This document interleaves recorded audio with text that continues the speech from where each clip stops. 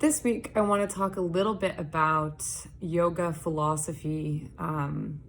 Typically, in the classes that I teach, I have some kind of a theme that I go on. It makes it easier for me to plan and to teach, and it's a bit comprehensive for students. And over the past year, I really focused on the body aspect of yoga. And my classes were often themed around either your hamstrings or hips, as everyone requests, or very like moving towards a certain posture, getting better at handstands, stuff like that, stuff that people find fun. And I think that's great. But this year I kind of started to want to move more towards the other aspect of yoga, the mind, arguably the bigger aspect of yoga. But it's a hard area to focus on because for a lot of us, it's kind of a big topic and we don't really know how to approach yoga philosophy, how to apply it to our practice or our life. It kind of just feels like we're, kind of pushing a rock uphill sometimes with it. And this was my theme for last week. I'm actually already onto a new theme, but I wanted to kind of touch on this one first. So last week's theme was willingness to feel. And it's actually the topic of the class that I'll be teaching at Breathe Festival. So check that out. It's in Indiana in July. I posted about it. You can kind of get details there.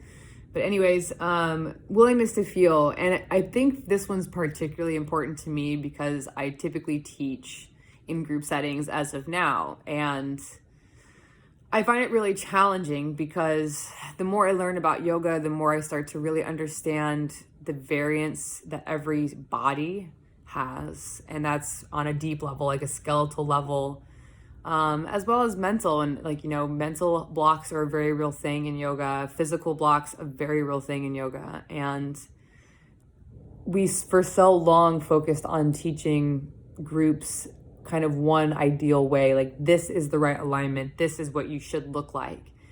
And the more I learn, the more I understand that we need to depart from attaching exacts and the way we should look in yoga because it's so far from what it's really about. And in a group setting, it's even more important because I can't give every student the attention that they need. I can't ask, how does this feel for you in this moment today?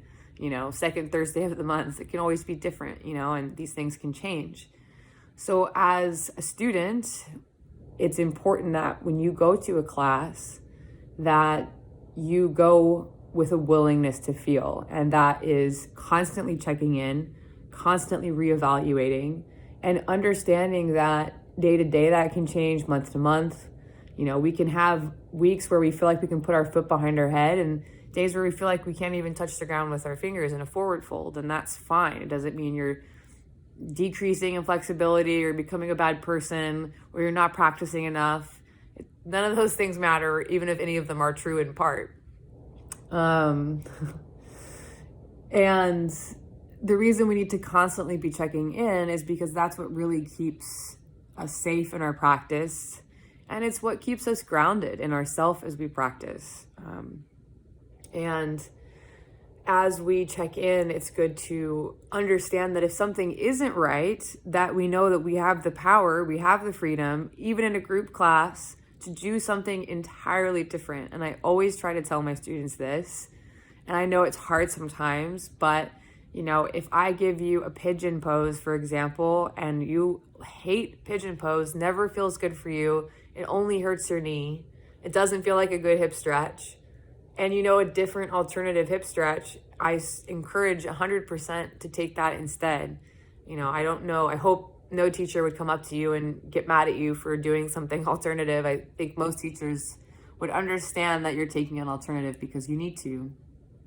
And I think that awareness of self will really help you deepen your practice, understanding what your body needs, and that classes are merely suggestions and guidance and not the absolute. So yeah, that is last week's. I will kind of update you on this week's later this week, but just want to let you marinate on that one a bit. So willingness to feel, and in the next time you're practicing or meditating, You can apply this by simple just shifts of attention. When a teacher tells you to go into a posture, consider, what should I be feeling in this posture? And what should I not be feeling? Should I be feeling a hip stretch? Should I not be feeling this in my knee? Should I be feeling this pinching sensation? And also being able to discern feeling, which is really hard and nuanced. But the more you tune in, the easier this becomes. You start to ask yourself, is this pain or is this just intensity? And that's hard to discern sometimes. And the more you sit with something, the better you're going to become at understanding the difference and being able to adjust from there. So that is all. So I hope that you can use that in your practice. Good luck and stay safe.